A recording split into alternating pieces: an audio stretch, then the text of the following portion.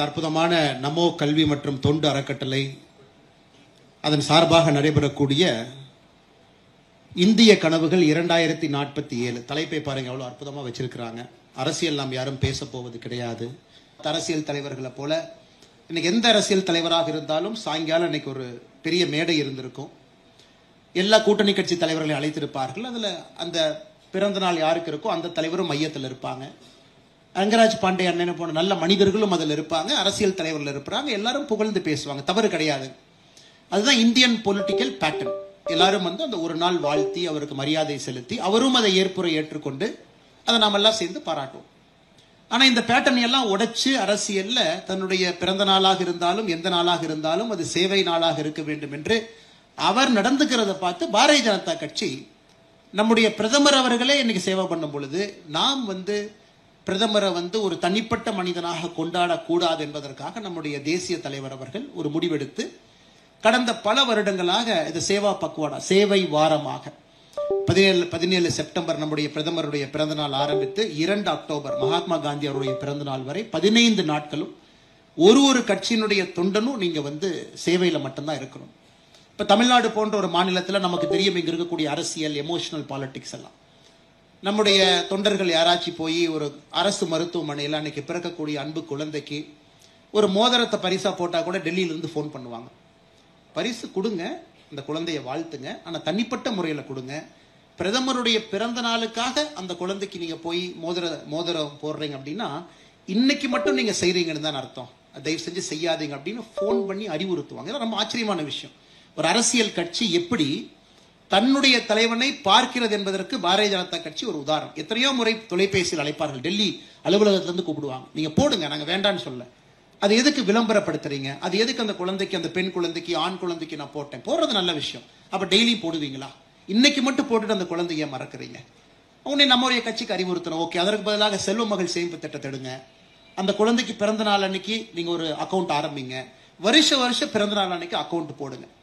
So ஒரு தலைவன் தன்னுடைய பிறந்த நாள் விழாவில் தன்னை மட்டுமல்ல தன்னுடைய கட்சி எப்படி இருக்க வேண்டும் என்று நினைப்பது, கட்சியில் இருக்கக்கூடிய தொண்டர்கள் எப்படி நடந்து கொள்ள வேண்டும் என்று நினைப்பது, அதன் மூலமாக சமுதாயத்திற்கு நாம் என்ன ஒரு செய்தி சொல்லுகின்றோம், இதெல்லாம் பெரிய விஷயம். எதற்காக இன்னைக்கு நான் மேடையில சொல்றேன்னாங்க, இது பத்திரிகை நண்பர்கள் மூலமாக தமிழக மக்களுக்கு தெரிய வேண்டும்.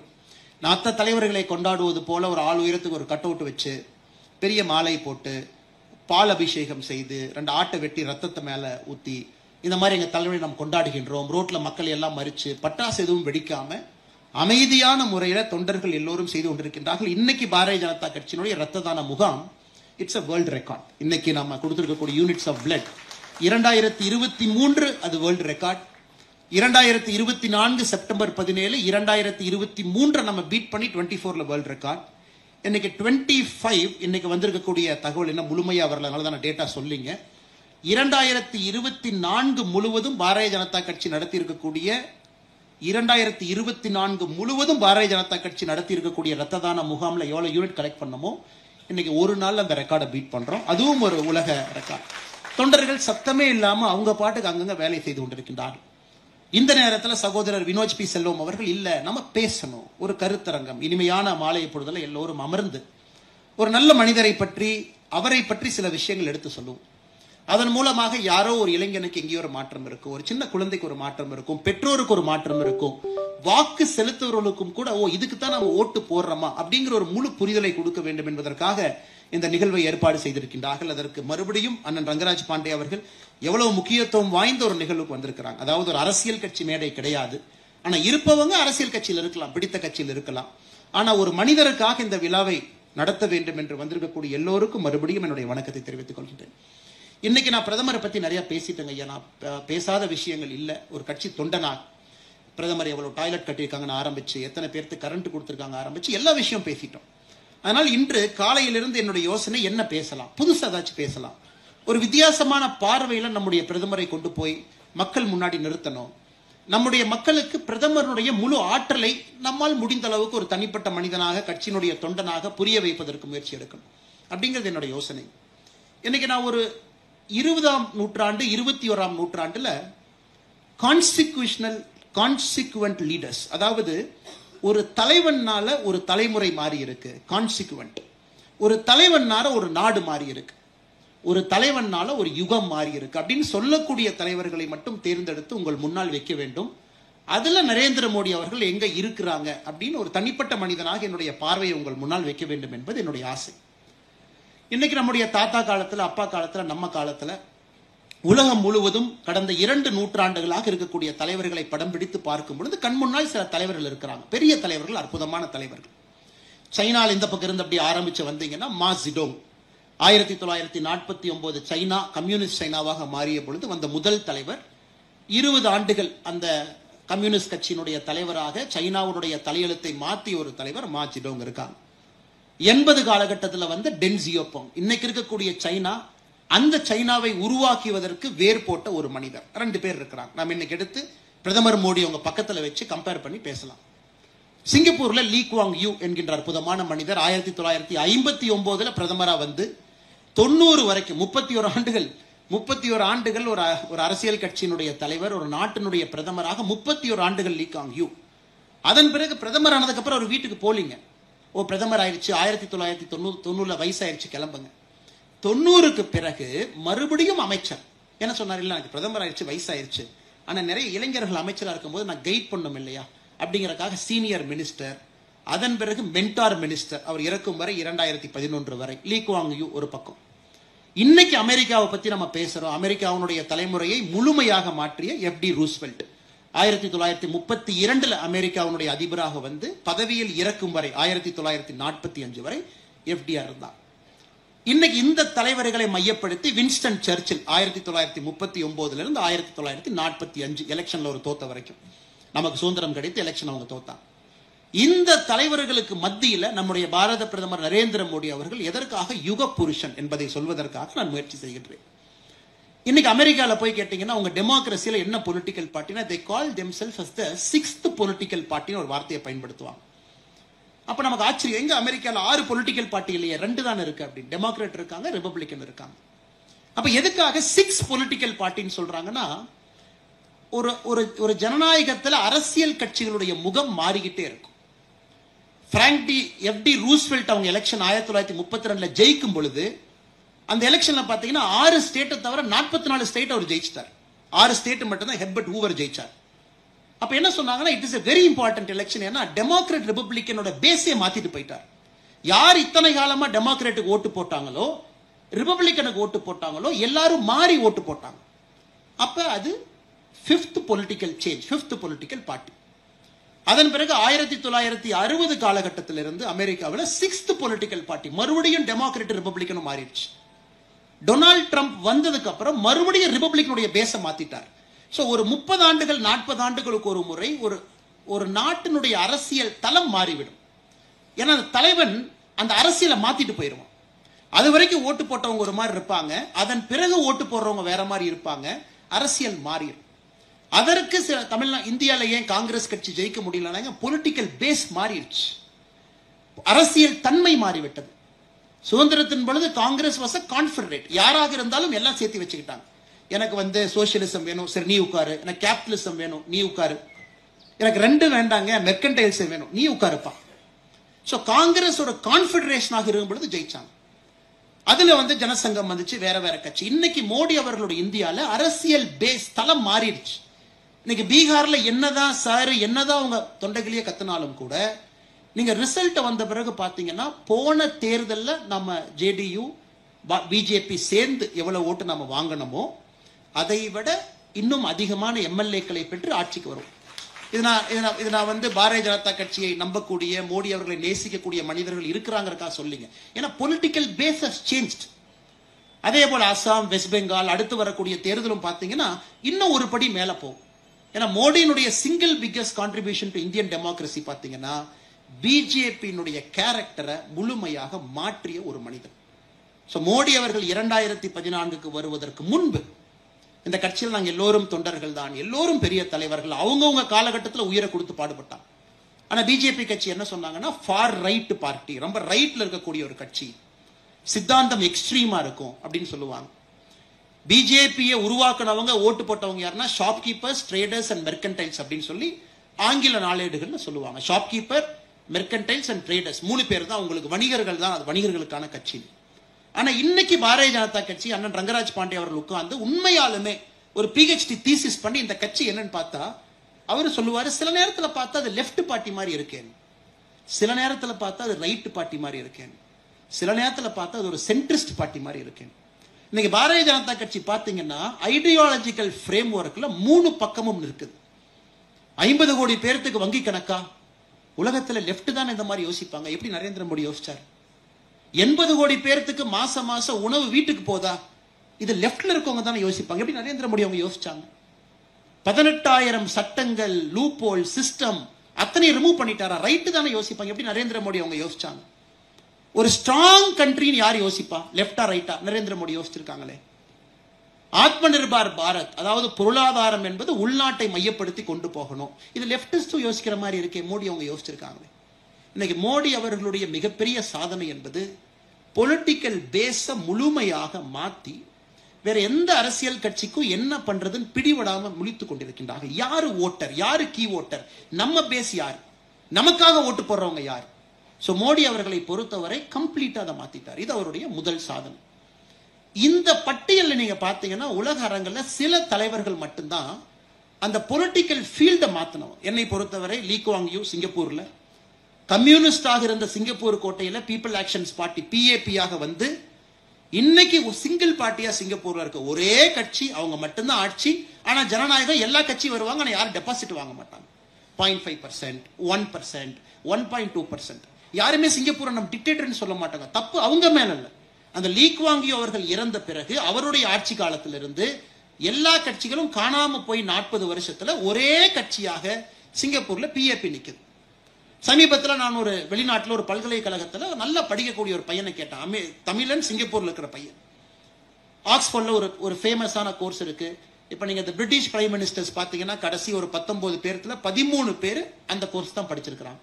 Philosophy, politics and economics, PPE ஒரு கோர்ஸ். வின்ஸ்டன் சர்ச்சில் இருந்து அதான் படிப்பாங்க. அதை படிச்சா பிரிட்டிஷ் பொலிட்டிக்கல் சிஸ்டத்துக்குள்ள என்டர் ஆயிருவாங்க. இந்த பையன் PPE படிக்கிற பையன். அட்மிஷனே ரொம்ப கஷ்டம். நான் கேட்ட, தம்பி உன் ஆசை என்னப்பான்னு? ஆனா சிங்கப்பூர்ல போய் அரசியல் பண்ணணும். சூப்பர்ப்பா. சிங்கப்பூர்ல எந்த கட்சியில போய் ஜாயின் பண்ண? என்ன ஒரே கட்சி தானே இருக்கு, PAP மட்டும்தான் இருக்கு, அங்கதான் போய் ஜாயின் பண்ண போறேன். அப்ப பிஜேபியினுடைய அடுத்த சாதனை என்னவாக போகுதுனாங்க, இன்னும் 25 ஆண்டுகள் கழித்து தவறு எங்கள் மீது கிடையாது. ஒரு கட்சி வலிமை இழந்துட்டாங்க, 18% வாக்குக்கு வந்துட்டாங்க, 15க்கு வந்துட்டாங்க, 12க்கு வந்துட்டாங்க. The future is very clear. இந்தியாவை பொறுத்தவரை ஒரு கட்சி மிக பலமாக வளர்ந்து கொண்டிருக்கிறது. அது மோடிஜியினுடைய செகண்ட் பெஸ்ட் கான்ட்ரிபியூஷன். இது நல்லா யோசிச்சு பாருங்க. நிறைய பேர் செஞ்சது கிடையாது. பார்ட்டியினுடைய பேஸ் எக்ஸ்பேண்ட் பண்ணுங்க, ஓட் ஷேர் அதிகப்படுத்தணும், டேலண்ட்டை கொண்டு வந்துகிட்டே இருக்கணும். ஏன் இந்த பையன் PAP ஸ்ட்ராங்கா இருக்குன்னா, ஆக்ஸ்போர்ட்ல படிக்கிற ஒரு பையன் நான் PAP போய் ஜாயின் பண்ணணும். சிங்கப்பூர்ல டாக்ஸி டிரைவர் ஓட்டுற ஒரு அண்ணன் நானும் PAPக்கு ஓட்டு போடணும். சோ எல்லாரும் ஒரே மாதிரி ஒரு கட்சியை நோக்கி அனைத்து தரப்பட்ட மக்களும் போகும்போது பொலிட்டிக்கல் கேரக்டர் சேஞ்சஸ். இது உருவாக்குறது சாதாரண வேலை இல்லைங்க, மிக மிக கடினமான வேலை. ஒரு பொலிட்டிக்கல் ஃபேஸை மாத்துறது. அது FD ரூஸ்வெல்ட் அவங்க செஞ்சுட்டு போனாங்க. அதுவரை அமெரிக்கால பாத்தீங்கன்னா பிளாக்ஸ் ரிப்பப்ளிகன்ஸ் ஓட்டு போட்டாங்க. 1932 FDR ஜெயிச்சு அவங்க அமெரிக்க ஜனாதிபதியாக வந்த பொழுது அப்படியே மாத்தி அவங்க அந்த நியூ டீல், எங்களுக்கு இந்த டிப்ரெஷன்ல இருந்து வெளியே வரணும், பிளாக்ஸ் ஃபர்ஸ்ட் டைம் மாத்தி டெமோக்ராட்ஸ் ஓட்டு போட்டாங்க. அதன் பிறகு அந்த 1932 கொண்டு வந்ததை 1960 லேட் 60s வரை கொண்டு போனாங்க டெமோக்ராட்ஸ். 40 ஆண்டுகள் FD ரூஸ்வெல்ட் அவங்க உருவாக்கின பேஸ 40 ஆண்டுகள் கொண்டு போனாங்க. அதனாலதான் FD Roosevelt is a consequent leader. அதனாலதான் Lee Kuan Yew is a consequent leader. இன்னைக்கு நம்ம மோடிஜி அவர்களை பொறுத்தவரை நம்ம புகழ்ந்து பேசுறோம், சூப்பர்னு சொல்றோம். என்ன நாம் சொன்னாலும் கூட 50 ஆண்டுகள் கழித்து நாம் திரும்பி பார்க்கும் பொழுது, இன்னைக்கு நம்ம எப்பவுமே பக்கத்துல இருந்து பார்க்கும் பொழுதுங்க நிறைய குற்றங்கள் குறைகள் சொல்லலாம். டிக்டேட்டர் இது அது நம்ம கொஞ்சம் கொஞ்சமா அட்ரஸ் பண்ணலாம். அண்ணா ரங்கராஜ் பாண்டே அவங்க சொன்னாங்க.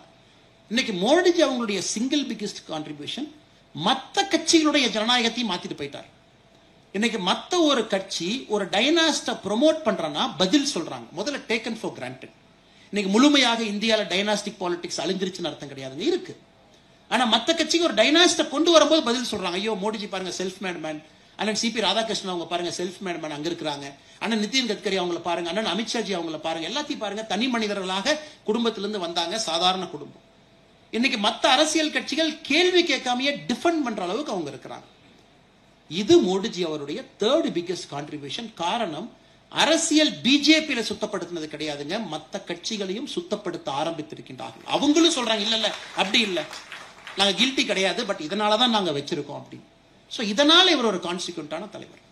இன்னைக்கு நம்ம எல்லாருமே சொல்றோங்க, அதாவது நம்ம வினோத் செல்வம் அவங்க பேசும்போது ஒரு விஷயத்தை ஆரம்பிச்சாங்க, கோவிட் அண்டர் பிரஷர். இந்தியாவில் ஒரு மேனுஃபேக்சரிங் ஈகோ சிஸ்டம் இருக்குதுங்க, ஆனா ஹை குவாலிட்டி ஜெனரிக் ட்ரக் இல்லாம, அதாவது இந்தியாவை பொறுத்தவரை ஹைதராபாத் வந்து ஃபார்மா கேபிட்டல்னு சொல்லுவாங்க. அதாவது உலகத்தில் இருக்கக்கூடிய ஒரு மருந்து நிறுவனம் தன்னுடைய பேட்டன்ட் எக்ஸ்பயர் ஆகிறதுக்கு நம்ம காத்துக்கிட்டே இருப்போம். அந்த பேட்டன்ட் எக்ஸ்பயர் ஆகிறதுக்கு ஒரு 2 வருஷம் முன்னாடி ஹைதராபாத்ல ஒரு ஃபார்மா நிறுவனம் தன்னை ஆக்டிவேட் பண்ணிக்குவாங்க. ஓகே, எக்ஸ்பயர் ஆக போகுது, அது எக்ஸ்பயர் ஆனதுக்கு அப்புறம் அது ஃப்ரீ மார்க்கெட் வந்துடும், நாம ஒரு கால்பால் பேராசிட்டமால நாம ஜெனரிக்கா செய்யலாமா? அதுதான் இந்தியாவோட ஸ்ட்ரென்த்துங்க. Strong manufacturing ecosystem. எந்த மருந்தை நம்மளால செய்ய முடியும், ஆனா ஜெனரிக் மருந்து. நம்மளால புதுசா ஒண்ணு செய்ய முடியாது, நல்லா புரிஞ்சுக்கணுங்க. புதிதாக ஒரு மருந்து நம்ம செய்யறதுக்கான சிஸ்டமே இல்லை. இன்னைக்கு நம்ம போட்டிருக்கக்கூடிய கோவிஷீல்டு, கோவேக்சின் நம்ம 2 போட்டிருக்கோம், பெரும்பாலும் மேட் இன் இந்தியாவில். அந்த கோவிஷீல்டு மருந்து நான் கொஞ்சம் நேரம் எடுத்து எதுக்கு சொல்றேன்னாங்க, அது அஸ்ட்ராஜெனகா அப்படிங்கிற நிறுவனம் கொலாபரேஷன்ல செய்யறாங்க. அது பூனேல சீரம் இன்ஸ்டிடியூட் அதை வாங்குறாங்க, அவங்க மாஸ் மேனுஃபேக்சர் பண்றாங்க, அவங்க வேர்ல்டுக்கு பண்றாங்க. இது ஒரு மாடல். கோவேக்சின் ஹைதராபாத்தில் இருக்கக்கூடிய ஒரு இந்திய நிறுவனம், அவங்களே அந்த ஸ்ட்ராண்டை கண்டுபிடிக்கிறாங்க. டே 0ல இருந்து உலகத்துல சிந்திச்சு உருவாக்கின ஒரு வைரஸ், அதுவும் நம்ம கிட்ட இருக்கு. சோ நீங்க கோவேக்சின் கோவிஷீல்டு ரெண்டுமே very different methods of excellence. ஒன்னு வந்து மாசா நாங்க அடிக்கிறோம் பாருங்க, அதையும் முடிச்சு காமிச்சார். எனக்கு ஒரு மருந்து, அந்த ஒரு மருந்தை உங்ககிட்டயும் மேனுஃபேக்சரிங் எபிலிட்டி சைனால இருக்கு, எல்லாத்திட்டும் இருக்கு, ஆனா மில்லியன் டோசஸ் அடிச்சுட்டே இருப்பேன், இந்தியாலையும் கொடுப்பேன், உலக நாடுகளுக்கு கொடுப்பேன். அது ஒரு சிஸ்டம். அந்த இந்தியாவை நீங்க பாத்துக்கங்க. ஜெனரிக் வேக்சின் இல்லாம நாங்களே made in India original vaccine எங்க லேப்ல தயாரிப்போம், கோவேக்சின் செஞ்சிருக்கோம், அதையும் பாத்துக்கங்க. இதுல ஆச்சரியம் என்னன்னாங்க, நீங்க ஆக்ஸ்போர்டு போனீங்கன்னா, நீங்க ஆக்ஸ்போர்ட் பல்கலைக்கழகத்துடைய வேக்சின் தான் கோவிஷீல்டு, அவங்க தான் அதை உருவாக்குனது. நான் சமீபத்தில் அங்க படிக்க போயிருந்த பொழுது இந்த இடத்துக்கு போய் லேப்ல பார்த்தேன், என்ன பண்றோம், ஆக்ஸ்போர்டு வேக்சின் குரூப்னு வச்சிருக்காங்க. இன்னைக்கு உலகத்தினுடைய நான் போகும்பொழுது கடந்த ஆண்டு 23 நோய்களுக்கு வேக்சின் அங்க செஞ்சுக்கிட்டு இருக்காங்க. ஆப்பிரிக்கால இருக்கக்கூடிய சில நோய், அந்த நோயெல்லாம் நான் கேள்விப்பட்டது கூட கிடையாதுங்க. ஜாம்பியால மட்டும்தான் அந்த நோய் இருக்கு, ஆனா அடுத்த 10 வருஷத்துல அது பேண்டமிக்கா மாறி உலகம் முழுவதும் வரும். இப்பவே நாங்க மருந்து கண்டுபிடிக்கிறோம். அந்த மாதிரி அவங்க கண்டுபிடிச்சுக்கிட்டு இருந்த ஒரு மருந்து தான் கோவிஷீல்டு. அந்த மருந்து பாதியில இன்னொன்னுக்காக செஞ்சுட்டு இருக்காங்க. சோ சைனால வுஹான் லேப்ல வந்த உடனே WHO என்ன சொல்றாங்க, ஸ்ட்ரெயினை வெளியே கொடு, எல்லா நாட்டுகளுக்கும் நீ ஸ்ட்ரெயினை கொடு, நாங்க இதுக்கு மருந்து கண்டுபிடிக்கணும். சோ WHO ஸ்ட்ரெயினை வாங்கி உலகத்தில் இருக்கிற எல்லாருக்கும் கொடுக்குறாங்க, ஃப்ரீ ஸ்ட்ரெயின். இங்க பாருங்க, சைஃபர் நீங்க பாருங்க, பிக்சர் இருக்கீங்க பாருங்க, அஸ்ட்ராஜெனகா பாருங்க, அந்த ஸ்ட்ரெயினுக்கு உங்களால கண்டுபிடிக்க முடியுமான்னு பாருங்க. ஜெர்மன்ல நீங்க பாருங்க, ஆக்ஸ்போர்ட் யூனிவர்சிட்டி நீங்களே செஞ்சுட்டு இருக்கீங்களே பாருங்க. அப்ப வேற ஏதோ மருந்து செஞ்சு கொண்டிருந்த கூடிய ஆக்ஸ்போர்ட் பல்கலைக்கழகம் இந்த ஸ்ட்ரெயினை பார்த்துட்டு பாதியில வண்டியை திருப்புறாங்க. வண்டியை திருப்பும் பொழுது 70% இன்னொரு நோய்க்காக கண்டுபிடிச்ச அதே மருந்த மாலிகுலரை மாத்தி கோவிஷீல்டுக்கு வருது. உடனே ஆக்ஸ்போர்ட் என்ன சொல்றாங்க, அஸ்ட்ராஜெனகாட்ட போறாங்க.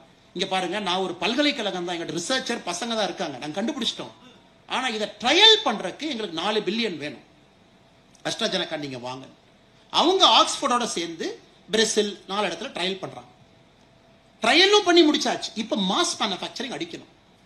அப்ப சீரம் இன்ஸ்டிடியூட் அப்ரோச் பண்றாங்க, அவங்க கவர்மெண்ட் வர்றாங்க, மோடிக்கு சொல்றாங்க நோ ப்ராப்ளம். நம்ம இதை நல்லா புரிஞ்சுக்கணும். உங்ககிட்ட இன்னைக்கு மாஸ் மேனுஃபேக்சரிங் பண்றதுக்கு நீங்க எக்ஸ்ல இருக்கீங்க அப்படின்னா அது 10x பண்ணுங்க, மிச்சம் 9xக்கு நாங்க கேள்வி கேட்காம கவர்மெண்ட் ஆஃப் இந்தியா உங்களுக்கு பணம் கொடுக்கும். பில்டிங் இப்பவே கட்ட ஆரம்பிங்க, மிஷினரி இம்போர்ட் பண்ணுங்க, இப்பவே செய்ய ஆரம்பிங்க, அஸ்ட்ராஜெனகாட்ட பேசுங்க, அப்படியே வாங்க ஆரம்பிங்க.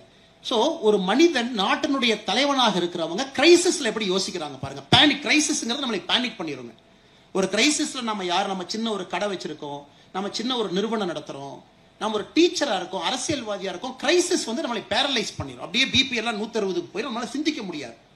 சில யுக புருஷன் மட்டும்தாங்க கிரைசிஸ் ஆப்பர்ச்சுனிட்டியா மாத்துறது சிந்திப்பாங்க. இது எப்படி, நாங்க ஒரு கிரிக்கெட் மேட்சுக்குள்ள நீங்க போகும்பொழுது 24-5 நம்ம டீம் இருக்கு, 24-5 உள்ள போகும் பொழுது இன்னும் 5 விக்கெட் தான் இருக்கு.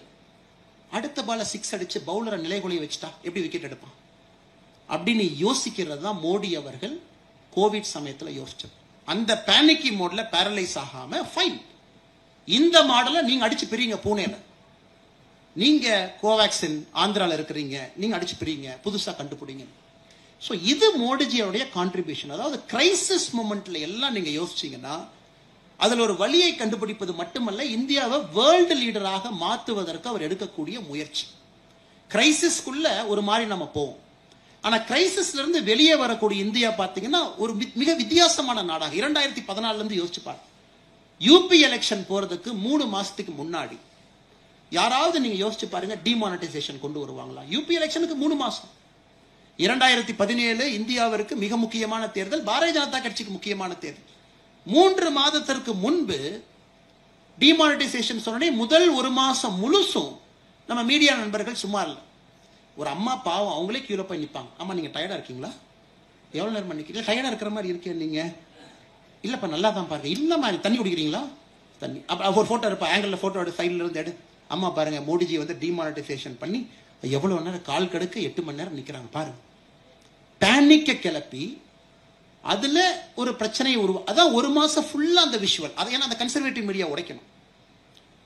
இது எஃப்டி ரூஸ்வெல்ட் அவங்க வரும்பொழுது இதே பிரச்சனை. டே ஹி டுக் சார்ஜ் 1933 பிப்ரவரியில சார்ஜ் எடுக்கும் பொழுது, மார்ச்ல சார்ஜ் எடுக்கும் பொழுது அமெரிக்கன் பேங்க் 48 மாநிலத்துல பணம் கிடையாது, வங்கி இல்லைங்க. ஏன்னா டிப்ரெஷன்ல இருக்காங்க, எல்லாம் பணத்தை உருவிட்டாங்க, பேங்க் ரன். 2வது நாள் எஃப்டிஆர் ரூஸ்வெல்ட் போட்ட கையெழுத்து, 4 நாள் அமெரிக்கால பேங்க் ஹாலிடே. 4 நாள் யாரும் பேங்க் போக கூடாது, பேங்க்குக்கு 4 நாள் ஹாலிடே. ஃபர்ஸ்ட் எம்ப்ளாயி எல்லாம் பேனிக் ஆகாதீங்க, எல்லாம் தண்ணி குடிச்சிட்டு பேங்க்ல உட்காரு, நான் உங்களுக்கு $2 பில்லியன் பணத்தை அனுப்புறேன், அது ஃபர்ஸ்ட் கரன்சி செஸ்ட்ல வைங்க. ஏன்னா மக்கள் வந்துகிட்டே இருந்தா எப்படி யோசிப்பீங்க? 4 நாள் பிரேக் எடுத்துங்க, சரி பண்ணிக்கலாம். அது எஃப்டிஆருடைய 2வது நாள்ல போட்ட கையெழுத்து. பேனிக் ஆகாதீங்க, நான் தலைவனா இருக்கேன், நான் பாத்துக்கிறேன், $2 பில்லியன் பணத்தை அனுப்புறேன், பொறுமையா. நீங்க அந்த கிரேட் லீடர்ஸ் பாத்தீங்கன்னா அந்த பேரலல்ஸ் அப்படியே இருக்குங்க. பெரிய யுக புருஷர்கள், அந்த நாட்டினுடைய ஆர்பிட்ட தலையெழுத்த மாத்திரவங்களை உன்னிப்பா ஸ்டடி பண்ணீங்கன்னா அந்த பேரலல்ஸ் அப்படியே இருக்கும். லீ குவாங் யூ 1959 பிரதமர் யாருக்காங்க? சிங்கப்பூர் ஸ்டேட்டுக்கு. Singapore is not a country. 1963 வரை மலேசியா ஃபெடரேஷன்ல தமிழ்நாடு மாதிரி சிங்கப்பூர் ஒரு மாநிலம். 4 ஆண்டுகள் பிரதமர். 63 இருந்து 65 வரைக்கும் பஞ்சாயத்து பண்ணிட்டு இருக்காங்க. மலேசியால இருக்கலாமா வேண்டாமா, தனிநாடா போலாமா வேண்டாமா. மலேசியாவே கழுத்தை பிடிச்சி சிங்கப்பூர் தள்ளுறாங்க, போய் தொலைங்க, உங்களுக்கு எங்களுக்கு வேண்டாம். அப்ப 63 to 65 லீ குவாங் யூ பாருங்க, சிங்கப்பூர் ஃபெடரேஷனுடைய பிரைம் மினிஸ்டர். 65 இதெல்லாம் ஒரு நாள் மாறுது. அடுத்த நாள் காலையில Singapore is an independent country, Singapore நாட்டினுடைய பிரதமர். சோ ஏன் யுக புருஷன் நம்ம சொல்றாங்க? அவங்க கடந்து வந்த பாதைகள், எடுத்த முடிவுகள். அன்னைக்கு நீங்க 1975 போனீங்கன்னா லீ குவாங் யூவை பத்தி நீங்க சிங்கப்பூர் பேப்பர் எடுத்து பார்த்தா உலகத்திலேயே இவரை மாதிரி மோசமான டிக்டேட்டர் கிடையாதுன்னு பேப்பர் எழுதியிருப்பான். எப்படி நாங்க அவர் ரூல் போட்டார். என்னங்க அந்த ஊர்ல எப்படி மக்கள் இருக்கீங்க? நீ வந்து தமிழ், நீங்க மலாய், நீங்க ஹன்ஸ் சைனீஸ், யாருக்குமே சிங்கப்பூருங்கிற கேரக்டர் இல்லையே. எல்லாம் 10 ஊர்ல இருந்து 10 பேர் வந்து உட்கார்ந்து இருக்கீங்க, எப்படி இதை நான் நாடா மாத்துவேனார். அதுக்கு ஒரு கண்டிஷன் போட்டார். ஓகே, நாங்க உங்களுக்கு அபார்ட்மெண்ட் கட்டி கொடுப்போம் சிங்கப்பூர்ல. அபார்ட்மெண்ட்ல எந்த வீட்டுல யாரு தங்கணும் நான் தான் முடிவு பண்ணுவேன்னார் லீ குவாங் யூ. எல்லாரும் ஆச்சரியம், என்னையா அது, வீடு கட்டி கொடுத்துட்டு போ, அது என் பணத்துல தானே வீடு கட்டுற. ஓகே, அவர் சொன்னாரு இந்த வீடு 1 தமிழ்காரன் நீ தங்கிக்க, வீடு நம்பர் 2 மலேசியாக்காரன் நீ தங்கிக்க, வீடு நம்பர் 3 சைனீஸ்காரன் நீ தங்கிக்க. சோ எந்த ஃப்ளோர்லயும் பாத்தீங்கன்னா அந்த இனத்தை சார்ந்தவங்க ஒருத்தருக்கு மேல இருக்க முடியாது. அப்ப எல்லாரும் யோசிச்சான், என்னடா அது, நான் தமிழ்ல பேசிட்டு இருக்கேன், ஹான்ஸ் சைனீஸ் அவங்க, மலாய் அவங்க. அப்ப லீ குவாங் யூ சொன்னார்ல, இங்கிலீஷ்ல பேசு, இங்கிலீஷ் தான் நம்முடைய லாங்குவேஜ், எல்லாம் இங்கிலீஷ்ல பேசு. சோ இந்த மாதிரி 1970 80 காலகட்டத்தில் தான் சிங்கப்பூர் உருவாக்குனாருங்க. இந்த மாதிரி everything by harsh. Public smoking first, smoke பண்ணாதீங்க. Second fine. Third public beating, குச்சி வச்சு அடிப்பாங்க போலீஸ்காரன். சிங்கப்பூருடைய 1970 80 காலகட்டம். இன்னைக்கு இந்தியால தைரியமா சில பேர் மோடிஜியை டிக்டேட்டருங்கிறாங்க, லீ குவாங் யூ ஸ்டேட்ஸ்மேனுங்கிறாங்க. பாருங்க எப்படி அந்த காலமும் சூழ்நிலையும் அந்த அரசியல் தன்மையும் 50 ஆண்டுகள் கழித்து திருப்பி பார்க்கும் பொழுது இந்த மனுஷன் ஆபரேஷன் சிந்தூர் நல்லா நீங்க மோடிஜியை ட்ராக் பண்ணி பாருங்க. It is not a single man who made a decision. Cabinet committee on security daily சாயந்தரம் அந்த போட்டோவை நம்ம பார்ப்போம். நிர்மலா சீதாராமன் அவர்கள், அமித்ஷாஜி அவங்க, ராஜ்நாத் சிங் அவங்க, ஜெய்சங்கர் அவங்க, சிசிஎஸ்ல இருக்கக்கூடிய 5 தலைவர்கள் உட்கார்ந்து பேசுவாங்க. அந்த சிசிஎஸ் முடிஞ்சு அரை மணி நேரம் பிஎம் பாத்தீங்கன்னா அடுத்த போட்டோ வரும். முப்படை தளபதிகளை கூப்பிட்டு பேசிட்டு இருப்பார். அவங்கெல்லாம் உட்காந்து பேசிட்டு இருப்பாங்க எல்லாமே.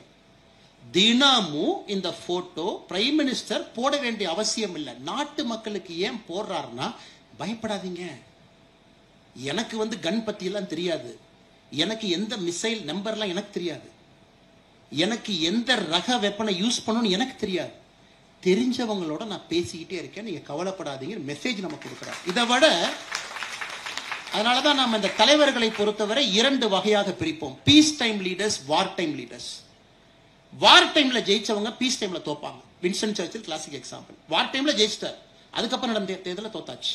ஏன்னா மக்கள் ஏத்துக்கல. வார் டைம்ல ரொம்ப கொடுமைப்படுத்திட்டியா, நீ ரேஷனே கொடுக்கல, சைரன் அடிச்சா வீட்டுக்குள்ள போய் ஒளிஞ்சுக்கணும் ரொம்ப பண்ண நீ. எக்ஸ்ட்ரீம் மெஷர்ஸ்ல வின்ஸ்டன் சர்ச்சில் எடுத்தார், ஏன்னா லண்டனை காப்பாற்றணும். ஆனா வார் டைம்லயும் ஜெயிச்சு பீஸ் டைம்லயும் ஜெயிச்ச ஒரு தலைவர் இஸ் a கான்ஸ்டிடியூஷன் தலைவர். அது மோடி அவங்களை பாரு. அதனாலதான் அந்த ஒரு நாள் போட்டோ நமக்கு நம்பிக்கை கொடுப்பதற்காக இந்த கேபினெட்ல இருக்கிற 5 பெஸ்ட் மைண்ட்ஸை கூப்பிட்டு நான் பேசினேன். பாருங்க, 6 மணி போட்டோ, 7 மணிக்கு ஆர்மி சீஃப்ல அவங்க பிரீஃப் பண்ணாங்க. சேட்டலைட் பிக்சர்ஸ் இருக்கு, இன்டெலிஜென்ஸ் இருக்கு, அவங்க சொல்றாங்க, அதுவும் கேட்டேன் பாருங்க. அதன் பிறகு எதிர்கட்சி நண்பர்கள் அவங்க எல்லாம் கூப்பிடுறாங்க. சரி, நீ பல நேரம் திட்டிட்டு இருந்தாலும் பரவாயில்ல, நல்ல யோசனை இருந்தா நீங்களும் சொல்லுங்க, நீங்க சொல்றதையும் கேட்கிறேன். இது சரித்திரம் இதை பதிவு செய்யும் பொழுது சரித்திரத்தினுடைய பக்கத்துல ஆபரேஷன் சிந்தூர் ஜெயிச்சோம் அப்படிங்கிறது ஒரு லைனா இருந்தாலும் கூட மோடி அவர்கள் எப்படி இந்த நாட்டை நடத்தினார் என்பது 4 லைனா இருக்கும். எல்லா அப்போசிஷன் லீடர் யாரா இருந்தாலும் சொல்லுங்க, எதா இருந்தாலும் கதை சொல்லுங்க, கேட்கிறோம். அதுக்கு அமித்ஷாஜி உட்கார்ந்து இருப்பார். அப்போசிஷன் லீடர் மீட்டிங் 4 முறை 5 முறை, நீங்க எல்லாம் சொல்லுங்க, எல்லாரும் கேட்கிறோம். உங்கள்கிட்ட ஒரு நல்ல சொல்யூஷன் இருக்கா, கேட்கிறோம். சோ வார் டைம்ல எப்படி நாம நடந்துகிட்டோம். இதே பாகிஸ்தானுடைய பார்லிமெண்ட்ல பாத்தீங்கன்னா பயங்கர காமெடியா இருக்கும். ஏன்னா அந்த நாட்டினுடைய டிஃபென்ஸ் மினிஸ்டர் போய் ஒரு இன்டர்வியூல ஒரே ஒரு இன்டர்வியூக்கு தான் டிஃபென்ஸ் மினிஸ்டர் அனுப்புறாங்க. ஒரே ஒரு இன்டர்வியூக்கு அந்த மனுஷன் போறாரு, ஸ்கை நியூஸ் போறாரு. ஃபர்ஸ்ட் கேள்வி கேட்கறாங்க ஆங்கர் இங்கிலீஷ்ல. ஆபரேஷன் சிந்தூர் அவங்க ஒரு பேர் வச்சுக்கிட்டாங்க, என்ன அப்படின்னு. அது இந்த அமெரிக்காக்காரனை தான் சொல்லணும். எங்க ஊர்ல எங்க நாட்டை சும்மா இருந்த நாட்டை கிளப்பி விட்டு எங்களை டெரரிஸ்ட் ஸ்டேட்டா அமெரிக்கா தானே மாத்தினா, நாங்க தானே டெரர் பண்றதுக்கு அவன் தானே சொல்லி கொடுத்தான்னு ஏதோ பேசிட்டார். அவன் இங்கிலீஷ்ல கேட்டு இவங்க பேசி பாகிஸ்தான் பார்லிமெண்ட்ல உன்னை யாரையா பேச சொன்னாரு, ராணுவ ரகசியத்துல எதுக்கு போய் இங்கிலாந்துல பேசிட்டு வந்த நீ, நம்ம டெரரிஸ்ட் ஸ்டேட், நம்ம டெரர் ஆர்ம் பண்றோம், டெரர் ஃபேக்டரி நடத்துறோம், இதெல்லாம் ஓப்பனாவா சொல்லுவாங்க அப்படின்னு. அதுக்கு பாகிஸ்தான் பார்லிமெண்ட் நடக்கூடிய டிபேட்டை சைட் பை சைட் பாத்தீங்கன்னா அந்த ஊர்ல டிபேட் இதான் நடக்குது. இந்த ஆளுக்கு இங்கிலீஷே தெரியல டிஃபென்ஸ் மினிஸ்டருக்கு, அவன் ஸ்கை ஸ்போர்ட்ஸ்ல போய் இவ்வளவா வளருவான். நம்ம எத்தனை பேர்த்த வச்சிருக்கோம். நம்ம டெரரிஸ்ட் அடுத்தோடனே பாகிஸ்தான் போடுற போட்டோ என்ன, நம்ம போடுற போட்டோ நம்முடைய 2 வீர மங்கையர்கள் அவங்க டெய்லி பிரீஃப் பண்றாங்க. ரங்கராஜ் பாண்டே அவங்க சொன்னது போல மதம் அதுல முக்கியம் இல்லைங்க, இருந்தும் அது முக்கியம். ஏன்னா we are giving a message. ஏன்னா உள்நாட்டுக்குள்ள கலவரம் வந்துடக்கூடாது, நல்லா புரிஞ்சுக்கணும். உள்நாட்டுக்குள்ள நம்ம பயங்கர ஜிங்கோயிஸ்ட் மோட்ல இருக்கும். இல்ல நம்ம பாகிஸ்தானை பிரிச்சிருவோம், இஸ்லாமிய நேஷன் அவங்க சாத்திருவோம். இங்க 2 பேர் ஒரு வெடியை கொளுத்தி ஒரு மசூதி பக்கத்துல போட்டா அது மத கலவரம். ஏன்னா எல்லாரும் ஒரே மனநிலைன்னு சொல்ல முடியாதுங்க. யாராவது ஒருவர் அந்த எமோஷனல் ஸ்டேட்ல தப்பு பண்ணுவாங்க. அதையும் யோசிச்சு ஒரு பிரஸ் பிரீஃபிங் வச்சு இந்த நாட்டுல எல்லோரும் அமைதியா இருப்பதுதான் இன்னைக்கு முக்கியம். ஒரு ஸ்ட்ராங் மெசேஜ் எத்தனை பேர் செய்வாங்க யோசிச்சு பாரு. எந்த அளவுக்கு டீப்பா ஒரு நாட்டினுடைய தலைவர் யோசிக்கிறாங்க பாரு. அதனாலதான் ரங்கராஜ் பாண்டே அவர்கள் சொல்லும் பொழுது we are blessed to have Modi ji in crucial moments. முக்கியமான நேரத்துல மோடி போட ஒரு தலைவர் வேலை செய்தது நாம் செய்த தவம். அதை நம்ம கண்டிப்பா ஏத்துக்கணுங்க. அத பாகிஸ்தான் பார்த்தா அவன் போட்டோ என்ன போடுறான், டெரரிஸ்ட் இறந்த பிறகு ஆர்மிக்கார யூனிஃபார்ம்ல போய் சல்யூட் அடிச்சிட்டு இருக்கான் அந்த சவப்பெட்டிக்கு. ஏன் ஆல்ரெடி நீ டெரர் ஃபேக்டரி நடத்துறேன்னு தெரியும். இன்னைக்கு ஜெய்சி முகமது டெப்டி கமாண்டர் ஒருத்தர் கொடுத்திருக்காரு. இந்தியா மிசைல் எப்படிங்க அடிச்சாங்க, துல்லியம் அடிச்சான் சார். நம்ம ஜெய்சி முகமது தலைவன் முகமது அவர் பேரு மசூத் அசார், அவருடைய அக்கா பாடியை 2 வெட்டிட்டானுங்க சார். அப்படியே மிசைல் அடிச்சு அடியில பாடி 2 போயிடுச்சு. இன்னைக்கான கமெண்ட்ரி கொடுத்துருக்கான்டே வர்ணனை, கிராபிக் வர்ணனை கொடுத்துட்டு இருக்கான். அவ்வளவு அக்யூரேட்டா அடிச்சாங்க சார். சும்மா அடிக்கல சார். அவன் நம்ம விடலாமா சார், இதெல்லாம் சொல்லிட்டு கடைசியில ஜெய்சி முகமது என்ன சொல்லுவாங்கன்னா அந்த நாட்டை நம்ம விடலாமா சார். இது நடந்து கொண்டிருக்கு. நாம கொடுத்த மெசேஜிங் பாருங்க, ஒரு கிளாரிட்டி, கம்யூனிகேஷன். நாட்டு மக்களுக்கு டெய்லி நம்ம சொல்ற விதம். ஒரு பொய் செய்தி போடுறாங்க, உடனே நாம அதை எப்படி டேக்கிள் பண்றோம். ஒரு வார் டைம் லீடர், ஒரு வார் டைம்ல ஒரு தலைவனாக மோடிஜி எப்படி வழி நடத்தினாங்க அதையும் நாம் புரிந்து கொள்ள வேண்டும். இன்னைக்கு நம்ம எல்லாம் சொல்றோம் மோடிஜி எல்லா நாட்டுக்கு போனாங்க, விருது வாங்கினாங்க, வந்தாங்க, நமக்கு பெருமை, ட்விட்டர்ல போடுறோம், நமக்கு சந்தோஷம். நம்ம தலைவனுக்கு இவ்வளவு விருது கொடுக்குறாங்களா, இந்தியாவுக்கு கொடுத்த விருது மாதிரி. யாருக்காவது வாய்ப்பு இருக்கும் பொழுது நீங்க அபுதாபி போகும் பொழுது குழந்தைகளோடு நீங்க எப்பாச்சும் ஃபியூச்சர்ல போகும் பொழுது அபுதாபியில ஹிந்து கோயில் ஒன்று கட்டியிருக்காங்க. BAPS அமைப்பு, குஜராத்தை சார்ந்த ஒரு அமைப்பு, சாமிநாராயணன் செக்ட். அவங்க அந்த கோவிலுக்கு நீங்க போகணும். கோவிலுக்கு போறீங்க அப்படிங்கிறத விட அந்த கோவில் எப்படி கட்டப்பட்டது என்பதை நீங்க உணரும். இந்த ஐக்கிய அரபு எமிரேட்ஸ் UAE பொறுத்தவரை இந்த 7 எமிரேட்ஸ் எமிரகங்கள் ஒன்னா இருக்கிறாங்க. ஒரு ஐடியல் ஒர்க்ஷிப் வந்து அங்க ஸ்டேட் கிரைம். அதாவது ஒரு சிலையை கொண்டு போய் நான் ஒரு பொது இடத்துல வழிபட்டேன் அப்படின்னா you will be arrested and given the strictest punishment. ஏன்னா ஐடியல் ஒர்க்ஷிப் அவங்க எதிரி. எஸ், அந்த நாட்டுடைய சட்டம், அவங்க மதம், அவங்க நடத்துறாங்க, நம்ம ஒபே பண்ணணும். யாருமே ஐடியில கொண்டு போனீங்கன்னா ஏர்போர்ட்டை தாண்டிலாம் நீங்க கொண்டு போக முடியாது துபாயில இருந்து. ஸோ அந்த நாட்டில் ஒரு கோவில் கட்டுறாங்க. அது குறிப்பா அபுதாபியை பொறுத்தவரை வெரி ஸ்ட்ரிக்ட் இஸ்லாமிக்லா இருக்கக்கூடிய நாடு. சமீபத்தில் அந்த கோவிலுக்கு சென்றிருந்த பொழுது அங்க இருந்த சுவாமி பிரம்ம விகாரி தாஸ் அந்த கோயிலை பார்த்துக்கிற சாமிகிட்ட சொன்ன, சாமி எப்படி சாமி இங்க வந்து கோயில் கட்டினீங்க? 2 பேர் தாங்க காரணம், மேல கடவுள், இன்னொன்னு மோடி அப்படின்னாரு. எப்படி சாமி மோடி காரணம்? அவங்களுடைய செட்டில் ஒரு பெரிய சுவாமி, பிரமுக் சுவாமி, 1997 அபுதாபி போறாங்க, ஷார்ஜா மண்ணுல போறாங்க, எல்லாம் தூக்கிட்டு போறாங்க. போகும்போதே சொல்றாங்க இறக்கி விடுங்கப்பான்னு. அந்த சாமி அப்பயே ரொம்ப வயதான ஒரு சாமி, பெரிய சாமி, கீழே இறக்கி விடுறாங்க. அந்த மண்ணை கையில் எடுத்துட்டு அப்படி கண்ணில் வச்சு சொல்றாரு, இந்த இடத்துக்கு ஒரு கோயில் வந்துரும்பா ஒரு நாள். சுத்தி இருக்கவங்க சொல்றாங்க, என்ன சாமி பேசுறீங்க? இது ஒரு இஸ்லாமிக் நாடு, கடுமையான ஷரியாலா இருக்கக்கூடிய ஒரு நாடு, சிலையே உள்ள கொண்டு வர முடியாது. எப்படி நமக்கு ஒரு மனுஷன் வருவான், எல்லாம் பொறுமையா இருங்க, அவன் கோயில் கட்டுவான். 97 சொன்னதை அந்த கோயிலுக்குள்ள போனீங்கன்னா வீடியோ போட்டு காட்டுவாங்க. ஏதோ நம்ம போனதுக்காக ஒரு ஸ்டோரியை கிரியேட் பண்ணி சொல்லிட்டாங்க. அந்த சுவாமி சொன்னது ஒரு டிவோட்டி வீடியோ எடுத்து அந்த எக்ஸ்பீரியன்ஸ் சென்டருக்கு போகும்போது அந்த வீடியோ நீங்க பாப்பீங்க. ஒரு மனுஷன் வருவான், பொறுமையா இருங்க, he will build it. அதன் பிறகு நரேந்திர மோடி அவர்கள் வர்றாங்க, இந்தியாவுடைய தலைவராக, பிரதமராக நட்பை உருவாக்குறாங்க ஷேக் சயீத் அவங்களோட, அங்க இருக்கக்கூடிய அதிபரோட. அப்ப இந்த BAPS போய் நைஸா போய் அந்த ராஜாட்ட போய் கொடுக்குறாங்க. ராஜா, எங்களுக்கு தெரியும் நீங்க வந்து இஸ்லாமிய நாடுன்னு எங்களுக்கு தெரியும், எதையுமே அனுமதிக்க மாட்டீங்கன்னு தெரியும். எங்களுடைய அன்பான வேண்டுகோள், இந்த ஊர்ல 10 பேர் இருக்காங்கன்னா 2.5 பேர் தான் உள்நாட்டுக்காரங்க இருக்கீங்க, 7.5 பேர் வெளிநாட்டுக்காரங்க இருக்காங்க. அது எங்க நாட்டில இருந்து 3.5 பேர் நாங்க இருக்கோம், 2.5 பேர் நீங்க இருக்கீங்க. அதுவும் பாருங்க, அந்த நாட்டில் இருக்கக்கூடிய எமிரேட்டியே மைனாரிட்டி. 10 எமிராட்டி இருக்காங்கன்னா 10 மக்கள் இருக்காங்கன்னா 2.5 பேர் தான் எமிராட்டி. அதுல அந்த ராஜாவை நீங்க கன்வின்ஸ் பண்ணும். பாருங்க, ஒரு அப்ளிகேஷனை கொடுக்குறாங்க, ராஜா வாங்கிக்கிறாரு, வச்சுக்கிறாரு. சரி ரைட், பார்ப்பாங்க, கண்டிப்பா யோசிக்கிறாங்க. மோடிஜி 2014 போறாங்க, ஃபர்ஸ்ட் விசிட் போறாங்க, ஃபர்ஸ்ட் டேர்ம்ல போறாங்க, முதல் வருஷம் போறாங்க. அப்ப இந்த சாமி எல்லாம் பார்க்கும் பொழுது மோடிஜி அந்த UAE எமிரேட்ஸ் அறிமுகப்படுத்துறார் ஷேக் சயீத் அவங்கள. மை பிரதர் மீட் ஹிம் அப்படிங்கிறார், என்னுடைய சகோதரன், அவரை பாருங்க. அப்ப இந்த சாமிக்கு லைட்டா ஒரு நம்பிக்கை வருது, சகோதரன் சொல்றாங்க, உண்மையாலுமே நடந்துட மாட்டிருக்கு. அது நம்ம 97 பிரமுக் சாமி சொன்ன மனிதர் இவர் தான் இருக்கு. 2 ஆண்டுகள்ல 2017 வரைக்கும் அப்படியே கொண்டு போறாங்க. கோவிட் அப்ப நாம செய்யக்கூடிய வேலை எல்லாம் 2017 மறுபடியும் அப்ளிகேஷன் கொடுக்குறாங்க. இது ரொம்ப முக்கியங்க, அதுக்காக தான் நான் நேரம் எடுத்து சொல்றேன். கோவிட்ல அவங்க செய்யக்கூடிய வேலையை பார்த்து அந்த ஷேக் சயீத் அவர்களுக்கு, அந்த மன்னருக்கு ஆச்சரியம். நாமெல்லாம் சோசியல் டிஸ்டன்சிங்கிறோம், இவங்க சாப்பாடு எடுத்துட்டு வீதியில வந்து அவங்க ஊருக்காரங்கள்ல எமிரேட்ஸி நம்ம சகோதரர்களுக்கு சாப்பாடு கொடுக்குறாங்களே, நம்ம கிட்ட நிக்கிறாங்களே, மாஸ்க் இவ்வளவு ரிஸ்க் எடுக்கிறாங்களே அவங்கலாம். அந்த பீரியடும் போது மோடிஜி அவர்களுக்கு நட்புணர்வை ஏற்படுத்திக்கிட்டே வர்றாங்க. இன்னைக்கு பாருங்க, மோடிஜி அவர்கள் இஸ்லாம் எதிரின்னு இங்க யாரோ ஒருத்தர் ஒரு லைன்ல சொல்லிட்டு போயிருவான், பட் ரங்கராஜ் பாண்டே அண்ணா இங்க இருக்க போறவங்க அவங்க 1/2 மணி நேரம் கத்தணும், இல்ல இஸ்லாம் எதிரி இல்லை. இது ஒரு சின்ன உதாரணம் இந்த ஸ்டோரி. 2021 ராஜாவே கூப்பிடுறார், மோடியை பார்த்தேன், உங்களை பார்த்தேன், உங்கள் வேலையை பார்த்தேன், கோயில் கட்டிக்கங்க. இருந்தும் இந்த சாமிக்கு ஒரு பயம், ஐயோ நம்ம கோயில் கோபுரமா இருக்குமே, அங்க கோபுரனாவே கோவிச்சுக்குவாங்களே, கோபுரம் கட்ட வேண்டாம். 2 டிசைனை போட்டு எடுத்துட்டு போறார் 2021. ஒரு டிசைன் வந்து கோவில் கோபுரங்கள் நம்ம கோபுரமா, இன்னொரு டிசைன் வந்து ஒரு பெரிய சிலிண்ட்ரிக்கல் பில்டிங்குள்ள கோவில், வெளியிருந்து பார்த்தா அது கோயில் மாதிரி இருக்காது. உடனே மோடிஜியும் ஷேக் சயீத் அவங்களும் இருக்கும் பொழுது அந்த 2 அப்ளிகேஷன் எடுத்துட்டு போய் கொடுக்குறாரு. மோடிஜி கூப்பிடுறாரு, வாங்க அப்படின்னு, பிரசிடென்ஷியல் பேலஸ்ல மோடிஜியினுடைய மறுபடியும் அரசு பயணத்துல. அப்ப அவர் சொல்றாரு, சார் நீங்க 2 பேரை பார்த்து செலக்ட் பண்ணி ஒரு டிசைன் கொடுத்தா, எது கொடுத்தாலும் எங்களுக்கு சந்தோஷம், கோயில் மாதிரி கொடுத்தாலும் நாங்க கட்டிக்கிறோம் சந்தோஷமா, கோவில் வேண்டாம்னு நினைச்சீங்கன்னா ஒரு சிலிண்ட்ரிக்கல் கொடுங்க, உள்ள கோயில் கட்டிக்கிற, வெளியிருந்து தெரியாது.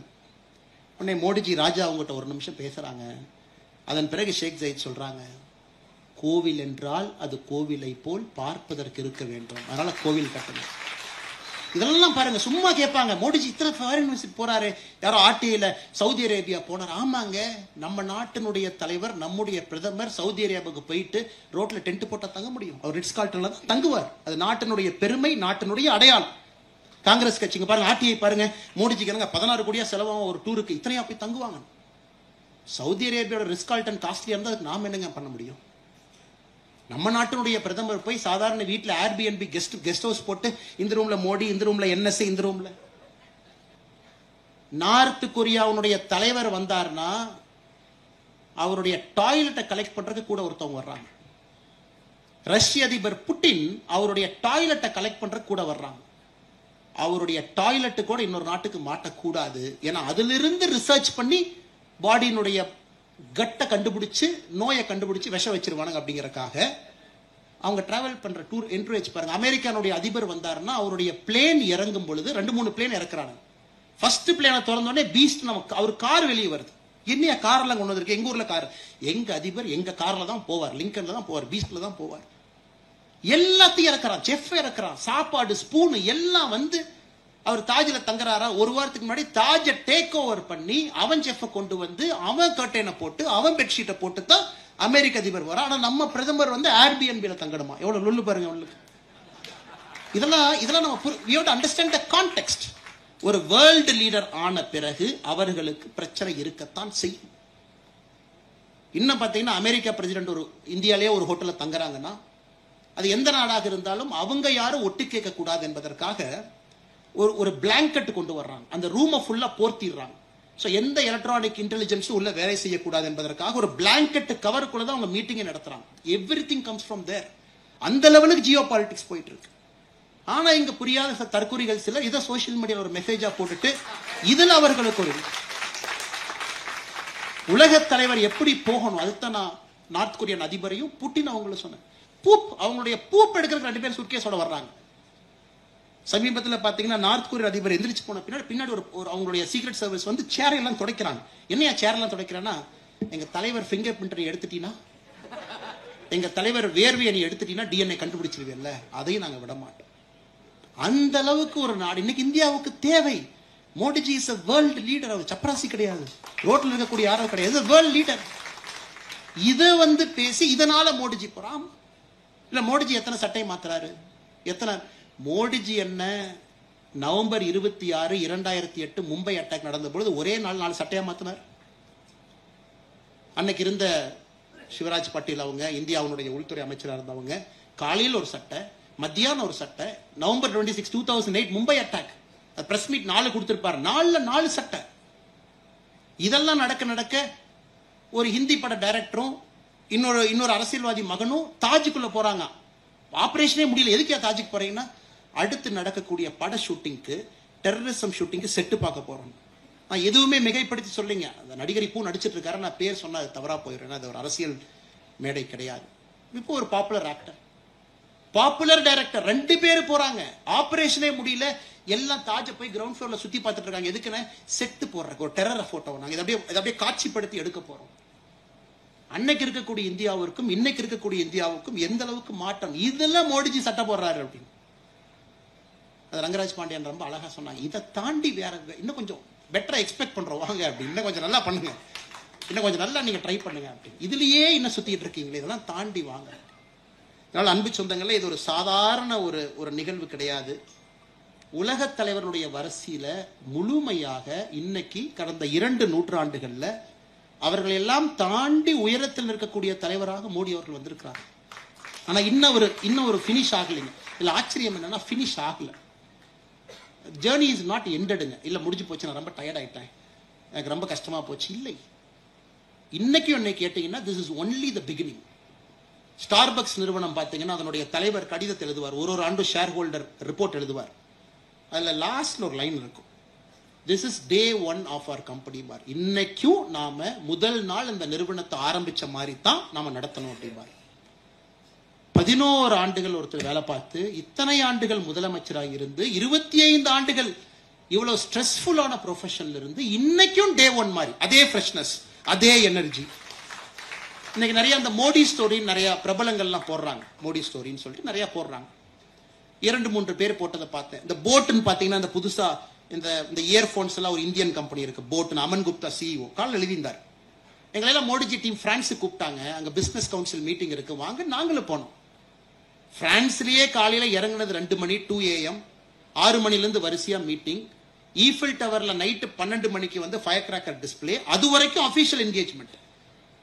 என்னால முடியல. ஈஃபில் டவர்ல இருந்து நேரா ரூமுக்கு தலைவலிக்குதுன்னு ஒரு மாத்திரையை போட்டு படுத்து தூங்கிட்டு காலையில பொறுமையா ஒரு 9 மணி நேரம் செஞ்சு செல்போனை பார்த்தா மோடிஜி துபாயில் இருக்காரு. அடுத்த நிகழ்ச்சி ஷேக்கோட கைக்கு ஷேக் பண்ணிட்டு இருக்காரு. அவர் கூட தான் நாங்களும் பின்னாடியே தான் போனோம். இத்தனைக்கு நிகழ்ச்சியில பங்கேற்றது அவங்க, நாங்களாம் கூட போற கெஸ்ட். இன்னைக்கு இந்த மாதிரி ஒருத்தர் எழுதி இருக்கிறாங்க அவருடைய தனிப்பட்ட அனுபவம் மோடிஜிட்ட. மோடி ஸ்டோரி அப்படிங்கிறது. சின்ன மனிதர், பெரிய மனிதர். அவரோட அரசியல்ல பழகினவங்க, ஜனசங்கத்தில் இருந்தவங்க, பாரதிய ஜனதா கட்சியில பயணம் செய்பவர்கள், எமர்ஜென்சி காலகட்டத்தில் இருந்தவங்க, ஸ்போர்ட்ஸ் ஸ்டார் விஸ்வநாதன் ஆனந்த் அவங்க இன்னைக்கு எழுதியிருக்காங்க. மோடிஜிக்கு செஸ் பிடிக்கும், உங்களுக்கு தெரியும். he was the former chess federation president of Gujarat also. Cricket association தலைவராக இருந்தார். அப்போ ஒரு நாள் விஸ்வநாதன் ஆனந்த் அவர்கள் வர்றாங்க, பேசிட்டு இருக்காங்க. இன்னைக்கு அவர் எழுதின ஸ்டோரி. உடனே கேட்கிறாரு, விஷயம் என்ன உங்களுக்கு பிடிக்கும் அப்படின்னு. எனக்கு குஜராத் தாலி சாப்பிடணும்னு ரொம்ப ஆசை, நான் வெஜிடேரியன் இல்லைங்களா, எனக்கு ரொம்ப பிடிக்கும் அப்படின்னு. ஓகே போலாம் அப்படிங்கிறார். இல்ல உங்களுக்கு சிஎம் உங்களுக்கு வேலையெல்லாம் இருக்குமே. அதெல்லாம் ஒன்றும் பிரச்சனை இல்லை, வாங்க போய் 2 சாப்பிடுவோம்னு சொல்லிட்டு நேரா குஜராத் கவர்மெண்ட் கெஸ்ட் ஹவுஸ் கூட்டிட்டு போறார் விஸ்வநாதன் ஆனந்த். அங்க போவதற்கு முன்பாகவே ஸ்பெஷல் தாலி ரெடியா இருக்கு. இன்னைக்கு விஸ்வநாதன் ஆனந்த் அவங்க எழுதியிருக்கிறாங்க. இன்னைக்கு எனக்கு ஆச்சரியம், இந்த மனுஷன் எப்படியோ கண்டுபிடிச்சிட்டார். ஏன்னா 2-3 பேருக்கு நான் கேட்டுக்கிட்டு இருந்தேன். மத்தியானம் லஞ்சுக்கு இன்னைக்கு ஸ்பெஷல் தாலி போகணும், மோடிஜி மீட்டிங் முடிச்சோடனே ஸ்பெஷல் தாலி போகணும். அதை கண்டுபிடிச்சு அதை செஞ்சு, அதிலும் இவர் ஆச்சரியமா எங்கூட வர்ற மாதிரி ஒரு ஆல்ரெடி பிளான் பண்ணிட்டார். ஆனால் எங்கூட வர்ற மாதிரி இவர் எங்கூட உட்காந்து சாப்பிட்டார். ஏன்னா இந்த நாட்டுக்காக பாடுபடக்கூடியவர்களுக்கு ஒரு கவர்மெண்ட் என்னங்க கொடுக்க முடியும்? அந்த ஒரு நிமிஷம் சந்தோஷம், அந்த மொமெண்ட் ஆஃப் ஹாப்பினஸ். இல்லாட்டி வேற நான் இவ்வளவு கஷ்டப்பட்டு வேர்வை சிந்தி அத்தனை கண்ட்ரிக்கு போனேன், விடிய விடிய நான் வேலை செஞ்சேன். One moment of happiness. ஒரு தலைவன் அவங்கள பார்க்கும்போது ஹேண்ட் ஷேக் பண்ணி. மோடிஜி கிட்ட பழகினவங்க தெரியும், பழகாதவர்கள் பழக போறீங்க, பார்க்க போறீங்க. அந்த ஒரு நிமிஷம், ஒரு செகண்ட் உங்களுக்கு கை கொடுத்தாலும் உங்களோட மட்டும்தான் அவர் இருப்பார். வேற செகண்டரி டென்ஷன் தாட்டே அவர்கிட்ட கிடையாது. இது எல்லோரும் இன்னைக்கு எழுதினவங்க எல்லாமே எழுதுனாங்க. எனக்கு நான் ஒரு தனிப்பட்ட அனுபவத்தை பகிர்ந்திருந்தேன். ஐயா அவர்கள் மோடிஜி அவங்கள பார்க்கறதுக்கு 2 பேர் வந்திருந்தாங்க, வயதானவர்கள், அண்ணா யூனிவர்சிட்டியில. உடனே மோடிஜி அவங்க கிரீன் ரூம்ல இருக்காங்க. நான் அதை எழுதினால அதை நான் டிஸ்க்ளோஸ் பண்றேன். உடனே மோடிஜி அவங்க 2 அப்பாயின்மெண்ட்டை பார்த்துட்டாங்க. 3வது நெக்ஸ்ட் அப்பாயின்மெண்ட் என்னன்னு கேட்குறாங்க. சார் இந்த மாதிரி அவங்க இருக்காங்க, கொஞ்சம் வெளியே இருக்காங்க சார், வீல் சேர்ல இருக்காங்க, கொஞ்சம் வீல் சேர் வர்றக்கு ஒரு 2 மினிட்ஸ் ஆகும். அப்படியா, எவ்வளவு தூரம் அப்படின்னாரு. சார் ஒரு 100-150 மீட்டர் சார். ஓகே நான் வர்றேன் அப்படின்னாரு. உடனே செக்யூரிட்டி அவங்களாம் என்னடா விரும்புறாங்கிறாரு. கம் சனிங்க நான் போறேன் வா அப்படின்னாரு. டக்குன்னு அவர் போனார்ல, பின்னாடியே ஓடுறோம். நேரம் அங்க போனாரு வீல் சேர்ல. அடுத்த கெஸ்ட் அப்பதான் செக்யூரிட்டி ரெடி பண்ணிட்டு இருக்காங்க, நீங்க மோடிஜியை பார்க்க போகணும் வாங்க அப்படின்னு. அவங்க சுதாரிப்பதற்கு முன்பு அவங்க கிட்ட போய் நேரா பொண்ணை காலத்துட்டு ஆசீர்வாதம் வாங்கினாங்க. ரொம்ப சந்தோஷங்க, நீ பார்க்க வந்திருக்கீங்க, என்ன பண்ணட்டும். போட்டோ எடுக்கணும்னு கேட்டாங்க. சார் அவங்க ஒரு பெட்டிஷன் கொடுத்தாங்க, போட்டோ எடுக்கணும். போட்டோ எப்படி எடுப்பாங்க? ஒரு வீல் சேர்ல உட்காந்துருக்காங்க, பின்னாடி நிப்பாங்க, போட்டோ எடுக்கலாம். அது நீங்க நல்லா பாத்தீங்கன்னா பின்னாடி நிப்பார் ஒரு போட்டோ, அவங்கள மாதிரியே குமிவாரு அவங்க ஹைட்டுக்கு, போட்டோ எடுங்க. இது ஒரு உலக தலைவன், யுகத்தினுடைய தலைவன், எவ்வளவு உயரத்துக்கு போனாலும் கூட அந்த மனிதங்கிட்ட இந்த ஹியூமிலிட்டி இருக்கு அப்படின்னா நம்ம சேஃபான ஒரு மனிதன் கையில் இருக்கும் நம்ம அர்த்தம். அந்த மனிதன் நம்மளை சேஃபா பாத்துக்குவாரு, எந்த கஷ்டத்தையும் நம்ம கொடுக்க மாட்டாங்க. கடைசியா ட்ரம்ப் அவங்க பத்தி, இன்னைக்கு ட்ரம்ப் அவங்க என்ன செய்யறாங்க அப்படிங்கிறது யாராச்சும் அமெரிக்கா போனவங்க, அமெரிக்காவில் இருக்கிறவங்க பாத்தீங்கன்னா ட்ரம்பை பொறுத்தவரை அவர் நாட்டுக்காக செய்யறாரு. இன்னைக்கு அமெரிக்காவை பொறுத்தவரை ரிபப்ளிகன் ஓட்டு பேஸே மாறிடுச்சுங்க.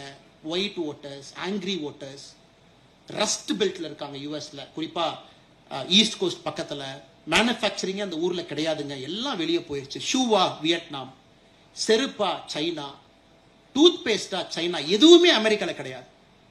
மக்கள் கோவப்படுத்தி என்ன எனக்கு வேலையே இல்லை, டெமோக்ராட் கார் எப்படி பண்ணிட்டான், அதனால ட்ரம்ப் நீ வா, எல்லா வேலையும் உருவாக்கு. ட்ரம்ப் பொறுத்த வரைக்கும் அந்த வாக்காளர்களுக்கு அவர் கடமைப்பட்டிருக்காரு. எப்பவுமே ஒரு அரசியல் தலைவரை நம்ம கடுமையான வார்த்தையில நம்ம பயன்படுத்தக்கூடாது. காரணம் என்னன்னா அவங்க எல்லாமே சூழ்நிலை கைதிகள். இப்ப மோடிஜி அவங்க பாத்தீங்கன்னா வார்த்தை எப்பவே விட்டுருக்கலாம்.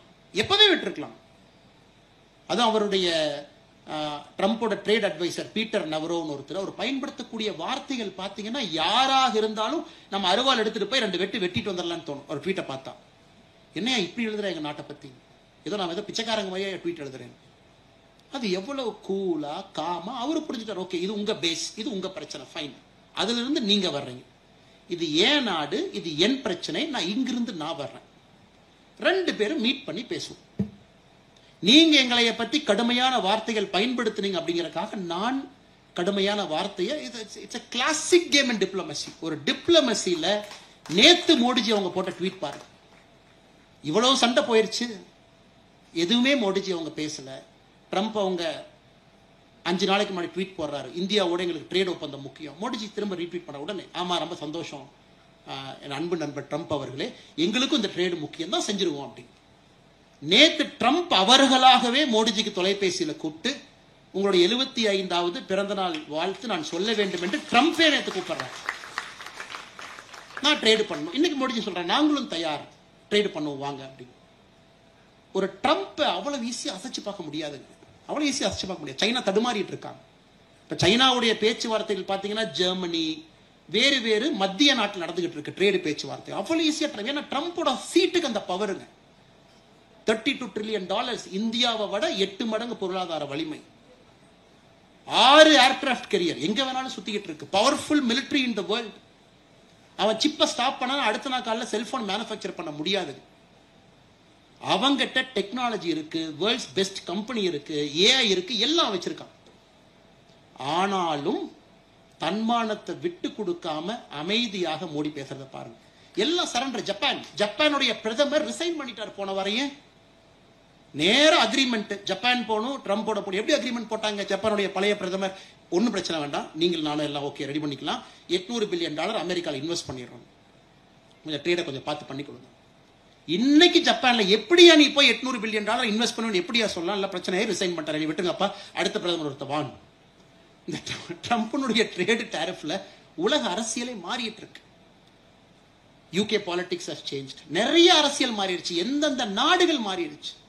சைனா குளறுபடி எப்படி உங்களை டீல் பண்ணலாம்? Vietnam is in problem. பாகிஸ்தானை பொறுத்தவரைக்கும் அங்க என்னங்க இருக்கு? ஒண்ணுமே இல்லை. ரிலையன்ஸ் இண்டஸ்ட்ரீஸ்னுடைய லூஸ் சேஞ்ச் தான் பாகிஸ்தானுடைய எக்கானமி. லூஸ் சேஞ்ச், ரிலையன்ஸ் இண்டஸ்ட்ரியினுடைய லூஸ் சேஞ்ச். ரிலையன்ஸ் நிறுவனத்தை எடுத்துக்கங்க, உலகத்தினுடைய 86வது பெரிய பொருளாதார நிறுவனம். ஒரு குவார்ட்டருக்கு 20,000 கோடி ப்ராஃபிட் பண்றாங்க, வருஷத்துக்கு 2.5 லட்சம் கோடி ரெவென்யூ பண்றாங்க. இந்தியாவுடைய மொத்த பட்ஜெட்ல 4% அவங்க கொடுக்குற டாக்ஸ். பாகிஸ்தான் எக்கானமியை போய் கூகுள் பண்ணி பாருங்க, அது ரிலையன்ஸ் இண்டஸ்ட்ரியினுடைய லூஸ் சேஞ்ச், அவ்வளவுதான். ஸோ அவன் என்ன பண்றான்? எப்பா நமக்கு என்ன வந்தாலும் லாபம், நம்மகிட்ட என்ன இருக்கு? ஒன்றும் இல்லை. நேரா அந்த ஃபீல்டு மார்ஷல் போறார் பாகிஸ்தானுடைய மிலிட்ரி. சார் என்ன சார் வேணும்? நோபல் பிரைஸ்க்கு நாங்க ரெக்கமெண்ட் பண்றோம். எதுக்கு பாகிஸ்தான் ரெக்கமெண்ட் பண்றாங்கன்னு அவங்களுக்கே தெரியல, நாங்க ரெக்கமெண்ட் பண்றோம். அடுத்து பாகிஸ்தானுடைய பிரைம் மினிஸ்டர் அவரு போறார். என்ன வேலை எடுத்துக்கங்க, பாகிஸ்தான்ல ஆயில் இருக்கிறத பாகிஸ்தான்காரனே நம்ப மாட்டான். இந்த இட்லிக்கு சட்னின்னு சொன்னா சட்னியா இட்லியை நம்பாரு. ட்ரம்ப் சொல்றாரு பாகிஸ்தான்ல அவ்வளவு ஆயில் இருக்கு, பாகிஸ்தான்காரனே முழிக்கிறான். இத்தனை ஆயில் இருந்தா நாங்க ஏன் பிச்சை எடுத்துட்டு இருக்கோம், எப்பவே முன்னேறி இருப்போமே. அந்த கட்டுக்கதையை பாகிஸ்தான்காரனே நம்புறான். ஓ ஆயில் இருக்க மாட்டதா இருக்கு, எங்கேயோ சொல்றானுங்க. அப்ப உன் நாட்டுல வந்து ட்ரில் போடுற வரைக்கும் உனக்கு தெரியாது, நீ ஒரு நாட்டை நடத்திட்டு இருக்க. நீங்க நல்லா உத்து பார்க்கணும். ஜியோ பாலிடிக்ஸ் ரொம்ப க்ளோஸ் ஆஃப், அதுல விட்டு கொடுக்காம கனடா போறாரு. கனடாக்கார் எத்தனை அந்த பிரசிடென்ட் நம்மளை அவமானப்படுத்தினார், எதுவுமே பண்ணலையே. உலக தலைவர் எப்படி மோடி அவங்க இருந்தாங்க, அவமானப்படுத்திக்க ஒன்றும் பிரச்சனை இல்லை. ஆனா அடுத்த எலெக்ஷன்ல தோத்து போயிருவீங்க, நாங்க எங்க பாட்டுக்கு தான் இருப்போம். அடுத்த எலெக்ஷன் தோத்து புது தலைவர் வந்தார். முதல்ல நட்பே இந்தியா தாயா, முதல்ல இந்தியாவுக்கு மஸ்ட் இந்தியாவுக்கு கூடிய பிரைம் மினிஸ்டர். அவங்களே சொன்னாங்க நாங்க எங்க அம்பாசிடர் மாத்திக்கிறோம், நீங்க நேம் சேக் ஏதோ பண்ணல. எங்க அம்பாசிடர் எப்பவுமே ஃபர்ஸ்ட் பாத்தீங்கன்னா சமாதானத்துக்கு போகும்போது யாராச்சும் ஒருத்தரை மாத்தினா தான் சமாதானம் ஆன மாதிரி இருக்கும். சரி எங்க அம்பாசிடர் மாத்திரம், உங்க அம்பாசிடர் மாத்துங்க, எல்லாம் சூப்பர் சமாதானம், அப்படியே போலாம். பழையபடி பழைய நிலைமைக்கு இந்தியா கனடா போயிருச்சு. அவ்வளவு குற்றச்சாட்டுகள் வச்சாங்க. இதற்கு முன்பு இருந்த அதிபர் பதவியும் இல்ல, கட்சி தலைவரும் இல்ல, எல்லாம் போச்சு அவருக்கு. இன்னைக்கு தனி மனிதனா இருக்கார். அதை எப்படி மோடிஜி டீல் பண்ணாருன்னு பாருங்க. ஒன்லி அமைதி, எதுவுமே பேசல. அங்கிருந்து ட்ரம்ப் கூப்பிடுறாரு, அப்படியே நீங்க கனடா வந்துட்டீங்க, அப்படியே அமெரிக்காவுக்கு வந்துட்டு அப்படியே போட நல்லா இருக்கும். பிஎம் சொல்றாரு சாரிங்க, நாளைக்கு ஒரிசா பீகார்ல மக்களை பார்க்கணும், டேட் கொடுத்துட்டேன், வர முடியாது, தப்பா நினைச்சுக்காதீங்க, தொலைபேசியில பேசுவோம். நேரா பிஎம் இங்க வர்றார். இந்தியால சொல்றாரு இல்ல ட்ரம்பை பார்த்திருக்கணும், பட் உங்களை பார்க்க வேண்டும் என்பதற்காக வந்தார். அது எவ்வளவு ஹிண்ட் கொடுக்கிறார், விவசாயிகளுக்கு எதுவும் நடக்க விட மாட்டேன். இன்னைக்கு நம்ம நல்லா புரிஞ்சுக்கணுங்க, ஏன் நம்ம நிக்கிறோங்க, ஏன் நம்ம எதிர்த்து நிக்கிறோம்? 2 விஷயங்களுக்காக. அமெரிக்காவுடைய விவசாய பொருள் உள்ள வர ஆரம்பிச்சதுன்னா மார்க்கெட்ல காம்படிஷன் இல்லைங்க. இன்னைக்கு நீங்க விவசாயத்தை பத்தி டேட்டா பாருங்க. 2013-14 நம்முடைய விவசாயம் எக்ஸ்போர்ட் பாருங்க 22 பில்லியன். 2024-25 53 பில்லியன், 134% வளர்ந்திருக்கும். 2047 அக்ரி செக்டர் பொறுத்த வரைக்கும் 3.1 ட்ரில்லியன். அமெரிக்காவுக்கும் தெரியும் இப்பத்தாயா இந்தியா வாமப் ஆயிருக்கிறாங்க விவசாயத்துல. இப்பதான் அவங்க வாமப் ஆகி 3rd கியரை போட்டிருக்கிறாங்க. இத்தனை நாள் அவங்க 0 கியர்ல ஓட்டிட்டு இருந்தாங்க. அதுக்கு 11 வருஷமா மோடிஜி ரெடி பண்றாரு. மண்வள அடையாள அட்டை ரைட், உங்களுக்கு எல்லாம் இன்சூரன்ஸ் ரைட், ஆர்கானிக் ஃபார்மிங், உலகம் ஃபியூச்சர்ல ஆர்கானிக் ஃபார்மிங் தான் இப்பவே தயார் பண்றாரு. Sikkim 100% organic farming. இன்னைக்கு இந்தியாவே ஆர்கானிக் ஃபார்மிங் ரெடி பண்ணிட்டு இருக்காரு. ஏன்னா மோடிஜிக்கு தெரியும் 20 ஆண்டுகள் கழிச்சு விவசாயத்துல நம்ம டாமினேட் பண்ணோம்னா எல்லாம் இந்தியாவில் வந்து கை கட்டி உட்கார்ந்துருப்போம். 2047 விவசாயத்துக்கு ரெடி பண்ணிட்டு இருக்காரு. அது அமெரிக்காவுக்கும் தெரியும். சிஏஏ என்ன சும்மா லட்டு சாப்பிட்டாங்க இருக்கிறாங்க, அவர்களுக்கு தெரியும். டிஸ்டர்ப் பண்ணு, once a country takes hold of agriculture அந்த நாட்டு தொடவே முடியாது. அந்த மாதிரி மேனுஃபேக்சரிங் மிஷின் போடலாம், டெக்னாலஜி கொண்டு வரலாம், ட்ரெயின் பண்ணலாம், செய்யலாம். விவசாயம் எப்படியா பண்ணுவேன்? அதை நோக்கி போகும்போது யுஎஸ் விவசாயத்தில் தயவு செஞ்சு என்ன விவசாயத்தை எனக்கு கொடு, மோடிஜி முடியாதுங்கிறார். நேற்று நம்முடைய பிஎல் சந்தோஷ் அவங்க சொன்னாங்க, பஞ்சாப்ல இருந்து ஒரு 4 விவசாயிகள் பாரதிய ஜனதா கட்சி அலுவலகம் டெல்லிக்கு வர்றாங்க. கீழே வந்து இல்லைங்க நாங்க யாராச்சும் ஒரு பெரிய தலைவர் உள்ள பார்க்கணும். அவங்கள பிஜேபி கட்சிக்காரங்களே இல்லை. அங்கிருந்து நம்ம ரிசப்ஷன்ல இருக்கவங்க எல்லாம் பிஎல் சந்தோஷ் அவங்க இருக்கிறாங்க, அவர் தான் இருக்கிறாங்க, போய் பாருங்க தேசிய தலைவர் இல்லைங்க. சரி, பிஎல் சந்தோஷ் அவருக்கு ஆச்சரியம், பஞ்சாப்ல இருந்து 4 விவசாயிகள் நம்மளே பார்க்கணும், கட்சிக்காரர் இல்லை ஆனா வந்து பார்க்கணுங்கிறாங்களே. நேற்று சொன்னாருங்க பிஜேபி மீட்டிங், 4 பேரும் பிஎல் சந்தோஷ்ஜி அவங்க ரூமுக்கு வர்றாங்க. வணக்கம்ங்க, வணக்கம் அப்படின்னு. ஐயா நாங்க உங்களை பாராட்ட வந்தோங்க ஐயா, மோடிஜி எங்களால பார்க்க முடியாதுன்னு எங்களுக்கு தெரியும், உங்க மூலமா பாராட்டு மோடிஜி கொடுக்கலாம். எதுக்குங்க ஐயா அப்படின்னு கேட்கிறாரு. ஐயா என்ன எதுக்குன்னு கேக்குறீங்க? விவசாயத்துக்காக ஒரு மனுஷன் ட்ரம்ப் எதிர்த்து நிக்கிறாரு, விவசாயி நான் பாராட்டினா யாருங்க ஐயா மோடியை பாராட்டுவார்? இது போன்ற நல்லவர்கள் இருக்கும் வரை மோடிஜியை அசைத்து பார்க்க முடியாது. அசைத்து பார்க்கறதெல்லாம் யோசிக்கவே முடியாது. ஏன்னா அவரை கொஞ்சம் நெருக்கமாக பார்த்தவர்கள், அவருடைய அரசியலை புரிஞ்சவங்க, வெரி டீப் திங்கருங்க. அவர் இன்னைக்கு சத்தியமா நான் சொல்றேங்க, 2034 தேர்தலை பத்தி தான் சத்தியமா யோசிப்பார். 29 யோசிக்க மாட்டார், அங்க யோசிச்சுட்டு இருப்பார். 2034 18 வயசு, அவன் இன்னைக்கு தான் 2006 தான் பிறந்திருப்பாங்க. அவன் எப்படி யோசிப்பான்? ஜென்ஜி. இன்னைக்கு நம்ம சொல்றோம் நேபாள், கடைசி ஒரு 2 நிமிஷம் முடிச்சிடுறேங்க. நேபாள் போராட்டம், ஆர்ப்பாட்டம், இன்னைக்கெல்லாம் ரிசர்ச் பண்ணிருக்கேன் நியூயார்க் டைம்ஸ். ஏன் போராட்டத்திற்கு 1 வருஷத்துக்கு முன்னாடி என்ஜிஓக்கு வந்த பணம் 130% சராசரியா உயர்ந்திருக்கு. ஒரு 4 என்ஜிஓ டார்கெட் பண்றாங்க. நீ தாண்டா பணம் உங்களுக்கு வந்து எப்பரா வந்து சொல்லு, 130% எப்படி அவங்களுக்கு பணம் வந்து சொல்லு. பங்களாதேஷ் போராட்டத்திற்கு முன்பு என்ஜிஓக்கு பணம். நம்மாலு 2018 என்ஜிஓ கதையை முடிச்சுட்டு அடுத்து போயிட்டார். அவரை எப்ப திங்கிங் பாருங்க, ஐயோ நீ என்ஜிஓ மூலமா தான் நீ வருவ. எத்தனை காலம் இந்த டகால்ட்டிய டெவலப்பிங் நேஷன், குளோபல் சவுத் நேஷன்ல என்ஜிஓ வச்சா நீங்க டகால்ட்டி பண்ணிட்டு இருக்கீங்க. 2018 ஃபெரால கிளியர் பண்ணிட்டு போயிட்டாச்சு. இப்ப இனி 1 ரூபா கொண்டு வந்தாலும் ஸ்டேட் பேங்க் ஆஃப் இந்தியாவில் அக்கௌண்ட் ஆரம்பிக்கணும், அது கனாட் பிளேஸ்ல தான் ஆரம்பிக்கணும். அதனால எதிர்கட்சி நண்பர்கள் யாராவது நேபாள், பங்களாதேஷ்ல இந்தியாவில் நடக்கும்னு நினைச்சு பார்த்தீங்கன்னா எல்லாம் 5 வருஷத்துக்கு முன்னாடி யோசிச்சு 10 வருஷத்துல செயல்படுத்தி பிரதமராக அதை செஞ்சுட்டு இருக்காரு. நீங்க இப்ப யோசிக்கிறீங்க ராஜா, அவர் 10 வருஷம் முன்னாடி யோசிச்சுட்டார். எதிர்கட்சி நண்பர் உங்களுக்கு இல்லைங்க, எதிர்கட்சி நண்பர்கள். எனக்கு இந்தியால ஒரு என்ஜிஓ 1 ரூபாய் டாலர் பெற வேண்டும் என்றால் ஸ்டேட் பேங்க் ஆஃப் இந்தியா வங்கியா இருக்கணும், கனாட் பிளேஸ்ல அது இருக்கணும், ஒரே ஒரு வங்கியா இருக்கணும், அதுக்குள்ள மட்டும்தான் $1 வரும். யாராவது சொல்லுவாங்க இல்லைங்களா, தம்பி லட்டுல வச்சேன்னு நினைச்சியா, நான் நட்டுல வச்சேன் அப்படிமா. அதனால இந்த அளவுக்கு டீப் திங்கராக இருக்கக்கூடிய மோடியை வந்து அசைச்சு பார்த்துட முடியுங்களா? இந்த அளவுக்கு யோசிக்கிறோம், எலெக்ஷன் பத்தி யோசிக்க மாட்டாருங்களா? அதனால் அவர் எந்த முடிவெடுத்தாலும் அது சரியாக இருக்கும். அது கட்சி தொண்டர்களாக நாங்க அதை நம்புறோம். என்ன முடிவெடுத்தாலும் short term pain, long term success. நாட்டு மக்களாக எந்த முடிவெடுத்தாலும் சரியா இருக்குங்கிற ஒற்றை நம்பிக்கை, அவ்வளவுதான். ஏன்னா உங்களையும் நாங்க டெஸ்ட் பண்ணிருக்காரு மோடிஜி, சாதாரணமா பண்ணல, டெஸ்ட் பண்ணிருக்காரு. டிமானிட்டைசேஷன் கொஞ்சம் சிரமம் தான், எஸ், பட் லார்ஜர் கெயின் பண்ணி ஆகணும். எத்தனையோ விஷயங்கள், டாக்ஸேஷன் பேஸ், இன்னைக்கு இருக்கக்கூடிய விஷயங்கள், ஜிஎஸ்டி வரி குறைப்பு, எங்கெல்லாம் நமக்கு வந்து ரிலீஃப் கொடுக்கணுமோ கரெக்டா கொடுத்துருவார். இல்லைங்க கொஞ்சம் டாக்ஸ் மிடில் கிளாஸ் கட்டுற மாதிரி இருக்கே, ஒன்னு இல்லாமா, சரிப்பா 12 லட்சம் வரை கட்டாதீங்க, அப்பா சந்தோஷம், சூப்பர்.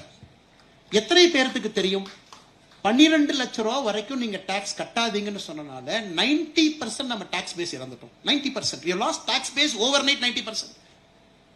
ஜிஎஸ்டி சேஞ்ச்னால ஒரு 45,000 கோடி ரூபாய் அரசுக்கு இழப்புன்னு சொல்றதை விட மோடிஜி இன்வெஸ்ட்மெண்டா பாக்குறாரு. ஃபைன், அது திரும்ப இன்ஃபார்மல் எக்கானமி இல்ல ஃபார்மல் எக்கானமி உள்ளதான வரப்போகுது.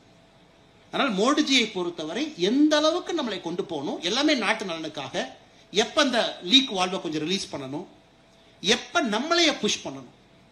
இந்த சுதந்திர தின உரை பார்த்தீங்கன்னா கடைசி ஒரே நிமிஷம் அவர் பேசுவதெல்லாம் சாதாரணமா பேசுறீங்க. First independence day speech 2014 toilet கட்டணும்.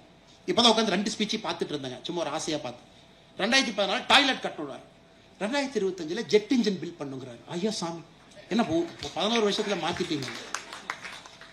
2015 ஸ்வச் பாரத், 1000 நாட்கள்ல இந்தியாவுடைய கடைசி கிராமத்திற்கு கரண்ட், அதை சொன்னவர் இன்னைக்கு ஃபர்ஸ்ட் சிப் நம்ம செய்யணுங்கிறார். இது சாதனை இல்லைங்களா? இது மாற்றம் இல்லையா? 11 ஆண்டுகள்ல டாய்லெட்டை பத்தி பேசிக் கொண்டிருந்த கூடிய இந்தியா உண்மையாலும் 11 கோடி பேருக்கு டாய்லெட் வேச்சு. திராவிட மாடல் ஆட்சி என்று சொல்லக்கூடிய தமிழகத்துல 52 லட்சம் புதிய டாய்லெட் கட்டியிருக்கோம். 52 lakh இந்த ஸ்டேட்ல.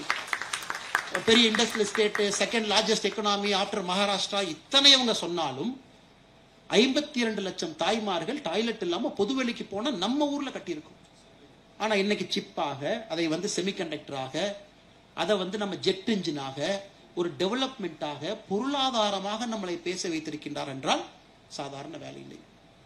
கடைசியா ஒன்ன சொல்லி முடிச்சுக்கிறாங்க, கடைசி ஒரே நிமிஷம். ஏன்னா நம்ம ஜெல்ல அரசியல் மேடையில் அதை பேச மாட்டோம், அதற்கான அது பேசவும் கூடாது. அது மேடை வேறு மேடை. அது எதிர்கட்சி நபர்கள் பதில் சொல்லுவோம், நம்மளுடைய கட்சியை பத்தி சொல்லுவோம், ஆட்சியை பத்தி சொல்லுவோம்.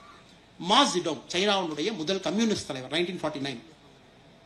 இந்த அமெரிக்காக்காரனுக்கு பாத்தீங்கன்னா என்னடா அந்த சைனாக்காரன் கையிலேயே மாட்ட மாட்டான், எப்படியாச்சும் அவனை பிடிக்கணும். ஏன்னா 72 தான் சைனா ஓபன் ஆச்சு. அப்ப ஃபர்ஸ்ட் அமெரிக்கா இன்ஃபார்ம்ல அந்த மா ஜெடோங் பேச போறாங்க. டே நீ எங்கிட்ட வரலினா உருட்டி மிரட்டி கொன்றுவோம் உன்னை சைனாவை அப்படின்னு. 55, 56, 57 கிசிஞ்சருடைய ஆரம்ப காலம். அப்போ ஒரு அமெரிக்காக்காரர் மா ஜெடோங் கிசிஞ்சர் புக்ல எழுதுறாரு, டிப்ளமசி அப்படிங்கிற புத்தகத்தில் எழுதுறாரு. எங்களுக்கு ஒண்ணுமே புரியல அந்த மா ஜெடோங் யாருன்னு. போய் மீட்டிங்ல உட்கார்ந்தா என்ன சொல்றாருன்னா, சரிடா என்னை மிரட்டி பாக்குறியா, அதெல்லாம் பயப்பட மாட்டேன். ஏன்னா உடைய ஆட்டம் பாம்பு இருக்க மேல போட்டுருவியா, அப்ப சைனாட்ட ஆட்டம் பாம்பு இல்லாத காரணம். சரி எத்தனை பேர்த்த கொல்லுவ? உடனே அமெரிக்கன் டிப்ளமேட்ஸ் பாக்குறாங்க, என்ன இப்படிலாம் பேசுறாரு. சரி நீ ஆட்டம் பாம்பு போட்டு ஒரு 100 மில்லியனை கொல்லுவியா, என் சைனாக்காரன் 100 மில்லியனை கொன்றுவியா நீ?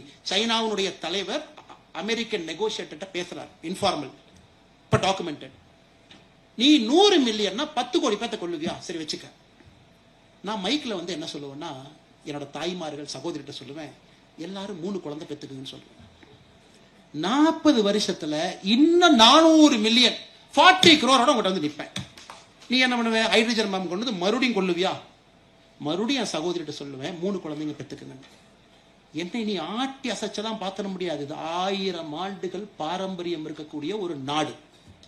அதனால நீ பவர் இருக்கு. இன்னைக்கு நான் ஏழை நாடாக இருக்கலாம், நீ மிரட்டி பார்த்து என்கிட்ட வேலை பார்க்கலாம் நீ நினைச்சீன்னா, மா ஜெடோங் இருக்கும் வரை கம்யூனிஸ்ட் சைனால நான் விட மாட்டேங்கிறாரு.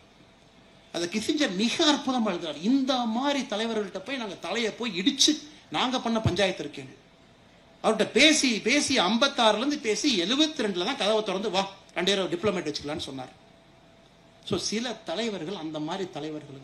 மா ஜெடோங் அவர்கள் இறந்த பிறகு இன்னைக்கு தான் அமெரிக்கா அதை ரிலீஸே பண்ற டாக்குமெண்ட், அதை கிசிஞ்சர் அவருடைய புத்தகத்துல அந்த கான்வர்சேஷன்ல எழுதுறாரு. அதனால மோடிஜி அவர்கள் இந்த மாதிரி 1000 செஞ்சிருப்பாரு, நமக்கு இன்னைக்கு தெரியாது, 20 ஆண்டுகள் கழிச்சு தெரியும். அன்னைக்கு அடுத்த தலைமுறை அவரை இன்னும் வேறு விதத்துல கொண்டாடும். இன்னைக்கு நம்ம ஒரு பார்வை தான் பேசணும், இன்னும் ஒரு மிகப்பெரிய பார்வை வெளியிருக்கும்.